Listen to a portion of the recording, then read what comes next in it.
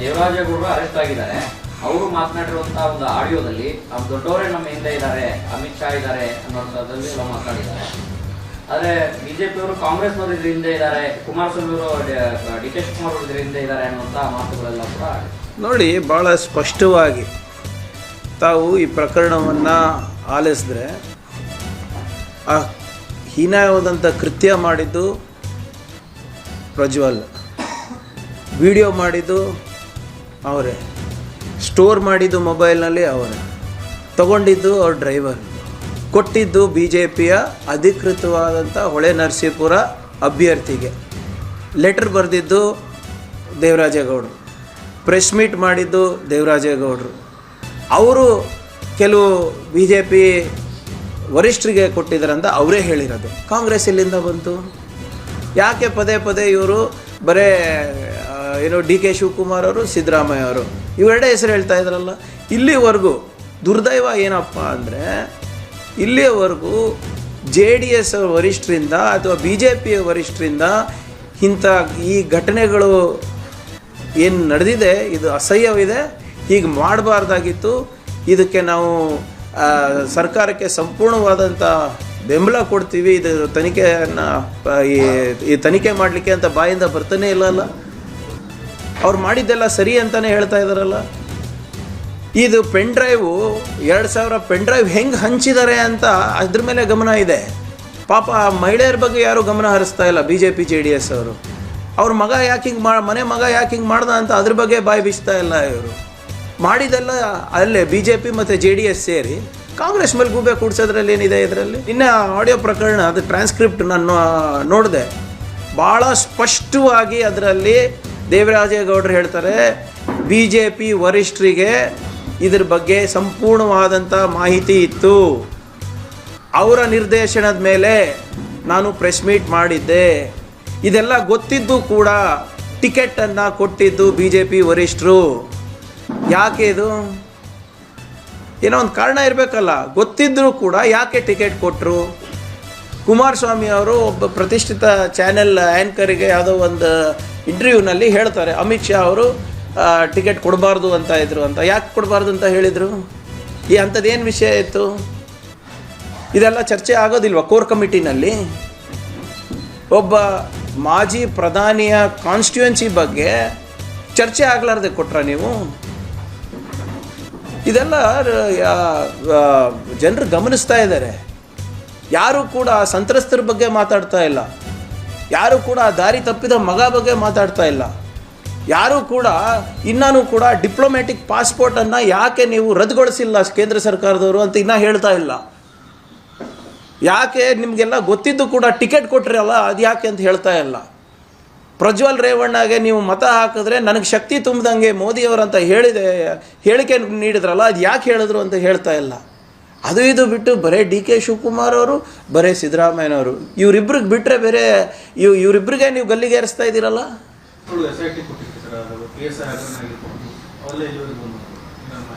S I T ಇಲ್ಲ, ಕಮಿಷನಿಗೆ ಕೊಟ್ಟು, S I ಟಿಗಲ್ಲ, judicial commission ಅವರು ಕೊಟ್ಟಿದ್ದಾರಲ್ಲ, ಒಂದು ರಿಪೋರ್ಟ್ ಕೊಟ್ಟಿದ್ದಾರಲ್ಲ. ಚುನಾವಣೆಗಿಂತ ಕೊನೆ ಕ್ಯಾಬಿನೆಟಿಗೇನೋ ಬಂದಿದೆ. ಅದು ಭಾಳ ಸ್ಪಷ್ಟವಾಗಿ ಅದರಲ್ಲಿ ಹೇಳಿರೋದೇನಪ್ಪ ಅಂದರೆ, ಹಗರಣ ನಡೆದಿದೆ, ಲೋಪಗಳಾಗಿದೆ, ನಾವು ಶಾಸಕರುಗಳನ್ನು ಕರೆಸಿದ್ವಿ, ಅವ್ರು ಯಾರೂ ಕೂಡ ಬಂದಿಲ್ಲ, ಅವರವ್ರ ವಕೀಲರ ಮುಖಾಂತರ ಕೆಲವು ಜನ ನಮಗೆ ಮಾಹಿತಿಯನ್ನು ನೀಡಿದ್ದಾರೆ, ನಮಗೆ ಏನೋ ಶಾಸಕರನ್ನ ಕರೆಸೋ ಅಧಿಕಾರ ಇಲ್ಲ, ಇದಕ್ಕೆ ಕ್ರಿಮಿನಲ್ ಇನ್ವೆಸ್ಟಿಗೇಷನ್ ಮಾಡಬೇಕು ಅಂತ ಭಾಳ ಸ್ಪಷ್ಟವಾಗಿ ಕೊಟ್ಟಿದ್ದಾರೆ. ಸೊ ಈಗ ಚುನಾವಣೆ ಆದಮೇಲೆ, ಚುನಾವಣೆ ಈಗ ಜೂನ್ 4 ಆದಮೇಲೆ ಅದನ್ನು ಯಾವ ರೀತಿ ತೊಗೋಬೇಕಂತ ಡಿಸ್ಕಷನ್ ಆಗುತ್ತೆ. ಈಗ ಮೊನ್ನೆ ತಾನೇ ಪ್ಲೇಸ್ ಆಗಿರೋದಲ್ಲ. So as per the commission ಹಗರಣ ನಡೆದಿದೆ, ಲೋಪಗಳಾಗಿವೆ, ಕೆಲವು ರಾಜಕಾರಣಿಗಳು ಅದರಲ್ಲಿ ಇನ್ವಾಲ್ವ್ ಆಗಿದ್ದಾರೆ ಅಂತ ಭಾಳ ಸ್ಪಷ್ಟವಾಗಿ ಅವ್ರದ್ದು ರಿಪೋರ್ಟಲ್ಲಿ ಇದೆ. ಡಿ ಕೆ ಹಾಗೂ ಹೇಗೆ ಅರೆಸ್ಟ್ ಆಗ್ತಾರೆ? ಇಲ್ಲ, ಅದೇ ಇವ್ರು ಹೇಗೆ ಫಿಕ್ಸ್ ಮಾಡ್ತಾ ಇದ್ದಾರೆ ಅದ್ರ ಮೇಲೆ ಅಲ್ವಾ. ಈಗ ನಾನು ಪದೇ ಪದೇ ಅದೇ ಹೇಳ್ತಾ ಇರೋದು, ಮಾಡಿದವ್ರು ಯಾರು, ರೆಕಾರ್ಡ್ ಮಾಡಿದವ್ರು ಯಾರು, ಮೊಬೈಲ್ನಲ್ಲಿ ಇಟ್ಕೊಂಡಿರೋರು ಯಾರು, ಮೊಬೈಲಿಂದ ಬೇರೆಯವ್ರ ಹತ್ರ ಹೋಗಿದ್ದು ಯಾರು, ಈ ಪೆನ್ ಡ್ರೈವ್ಗಳು ಮಾಡಿಸ್ತಿದ್ದು ಯಾರು, ಪ್ರೆಸ್ ಮೀಟ್ ಮಾಡಿದ್ದು ಯಾರು, ಲೆಟರ್ ಬರೆದಿದ್ದು ಯಾರು, ಅಮಿತ್ ಶಾ ಯಾರಿಗೆ ಕರ್ಕೊಂಡ್ರು? ಅವರೇ ದೇವರಾಜೇಗೌಡರೇ ಹೇಳ್ತಾ ಇದ್ದಾರಲ್ಲ, ನಾನು ಯಾವ ಕಾಂಗ್ರೆಸ್ ಲೀಡ್ರಿಗೂ ನಾನು ಕೊಟ್ಟಿಲ್ಲ ಅಂತ ಅವರೇ ಹೇಳ್ತಾ ಇದ್ದಾರಲ್ಲ. ನಾನು ನೋಡಿ, these are all not my comments. These are all not my comments. These are comments of Devarajegowda. ಹೇಳಿದಾರಲ್ಲ ಇಂಥದ್ದೆಲ್ಲ ತರಬೇಡಿ ಅಂತ, ಅವರೇ ಹೇಳಿರೋದಲ್ಲ. ಮನೇಲಿ ಕಾಯ್ದಿದ್ರು, 2 ಅವರ್ ಮಾತಾಡಿದಾರೆ ಅಂತೆಲ್ಲ ಹೇಳಿದ್ದಾರೆ. ಕೊಡ್ಲಿ, ನಾನು ಸರಿಯಾಗಿ ಕೇಳಿಲ್ಲ. ಬಿಡುಗಡೆ ಪ್ರೆಸ್ ಮೀಟ್ ಮಾಡಿ ಬಿಡುಗಡೆ ಮಾಡುವಂತ ಸಂದರ್ಭದಲ್ಲಿ ಶಿವರಾಮೇಗೌಡರು ಮತ್ತೆ ಡಿ ಕೆ ಶಿವಕುಮಾರ್ ಅವರು ಮಾತನಾಡಿರುವಂತ ಆಡಿಯೋ ಕ್ಲಿಪ್, ಅದ್ಯಾವ್ದು 30 ಸೆಕೆಂಡ್ ಆಡಿಯೋ ಕ್ಲಿಪ್ ಕೇಳಿದ್ದೀನಿ. ಅದರಲ್ಲಿ ಏನಿದೆ? ಅದರಲ್ಲಿ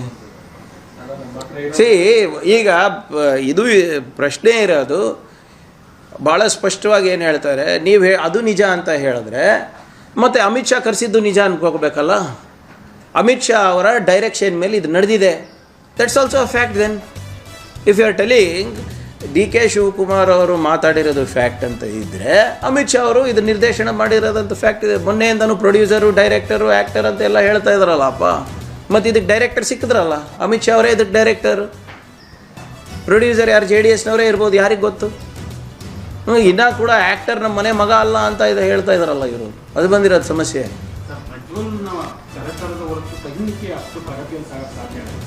ಸರಿ,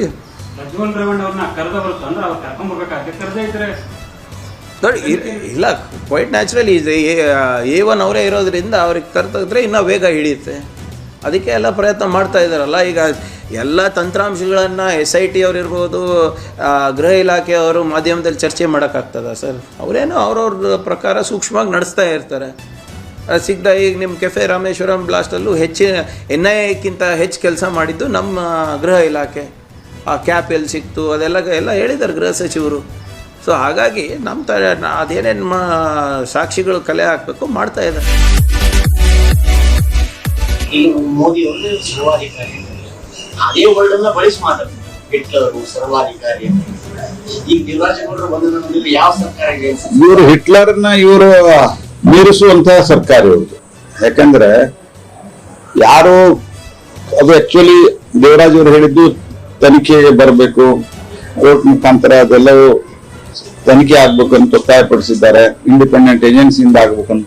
ಸೊ ಅದು ಆಗೋಕ್ಕಿಂತ ಮೊದಲನೇ ಎಲ್ಲಿ ದೇವರಾಜ್ ಇನ್ನೂ ಹೆಚ್ಚಿನ ಮಾಹಿತಿಗಳನ್ನ ಕೊಟ್ಟಾರೋ ಅನ್ನೋ ಭಯದಿಂದ ಅವ್ರ ಬಾಯಿ ಮುಚ್ಚುವಂತ ಒಂದು ಪ್ರಯತ್ನವನ್ನು ಮಾಡ್ತಾ ಇದ್ದಾರೆ. ಆದ್ರೆ ನನಗ್ ಗೊತ್ತಿರೋ ಮಟ್ಟಿಗೆ ದೇವರಾಜ್ ಇದೆಲ್ಲ ಆಗ್ಬಹುದಾದಂತ ಮುಂದಿನ ಎಲ್ಲ ಅನಾಹುತಗಳನ್ನ, ಮುಂದಿನ ಎಲ್ಲ ತೊಂದರೆಗಳನ್ನ ಈಸಿ ಅವರು ಕ್ರಮ ಇಟ್ಬಿಟ್ಟಿದ್ದಾರೆ. ಹೀಗಾಗಿ ಅವ್ರ ಬಾಯಿ ಮುಚ್ಚಲಿಕ್ಕೆ ಸಾಧ್ಯ ಇದೆ. ರಾಜ್ಯದ ಹಲವು ಜಿಲ್ಲೆಗಳಲ್ಲಿ ವರುಣ ಅಬ್ಬರಿಸುತ್ತಿದ್ದಾನೆ. ಹುಬ್ಬಳ್ಳಿ, ವಿಜಯಪುರ, ಚಿಕ್ಕಮಗಳೂರಲ್ಲಿ ಮಳೆ ಆಗ್ತಾ ಇದೆ. ಬೆಳಗಾವಿಯಲ್ಲಿ ಕೂಡ ಗುಡುಗು ಸಿಡಿಲು ಸಹಿತ ಮಳೆ ಆಗ್ತಾ ಇದೆ. ಸತತ 3-4 ದಿನದಿಂದಲೂ ಕೂಡ ಬೆಂಗಳೂರಲ್ಲಿ ಆಗಿರಬಹುದು ಅಥವಾ ಜಿಲ್ಲೆಗಳಲ್ಲೂ ಕೂಡ ಮಳೆ ಆಗ್ತಾ ಇದೆ. ಇಷ್ಟು ದಿನ ಮಳೆ ಇಲ್ಲ ಅಂತ ರೈತರು ಕಂಗಾಲಾಗಿದ್ರು. ಈಗ ಮಳೆ ಆಗ್ತಾ ಇದೆ. ಒಂದ್ ರೀತಿ ಇದು ಸಂತಸ ತಂದಿದೆ ಎಲ್ಲರಿಗೂ ಕೂಡ. ಜಿಲ್ಲೆಗಳಲ್ಲಿ ಮಳೆ ಆಗ್ತಾ ಇದೆ. 1 ಗಂಟೆಗೂ ಹೆಚ್ಚು ಕಾಲ ಮಳೆ ಬಂದಿದೆ. ಗುಡುಗು ಮಿಂಚು ಸಹಿತ ಆಲೆಕಲ್ಲು ಮಳೆ ಆಗ್ತಾ ಇದೆ. ಕೆಲವು ಜಿಲ್ಲೆಗಳಲ್ಲಿ ಧಾರಾಕಾರ ಮಳೆ ಆರ್ಭಟದಿಂದ ಜನರು ಪರದಾಡ್ತಾ ಇದ್ದಾರೆ. ಇದು ಸಹಜ ಪ್ರತಿ ಬಾರಿನೂ ಕೂಡ ಮಳೆ ಬಂದಾಗ. ಆದ್ರೆ ಈ ಜಿಲ್ಲೆಗಳಲ್ಲಿ ಅಂದ್ರೆ ಹುಬ್ಬಳ್ಳಿ, ವಿಜಯಪುರ, ಚಿಕ್ಕಮಗಳೂರಿನಲ್ಲಿ ಮಳೆ ಹೆಚ್ಚಾಗಿದೆ. ಬೆಳಗಾವಿಯಲ್ಲಿ ಗುಡುಗು ಸಿಡಿಲು ಸಹಿತ ಮಳೆ ಆಗ್ತಾ ಇದೆ. 1 ಗಂಟೆಗೂ ಹೆಚ್ಚು ಕಾಲದಿಂದನೂ ಕೂಡ ಮಳೆ ಬರ್ತಾ ಇದೆ.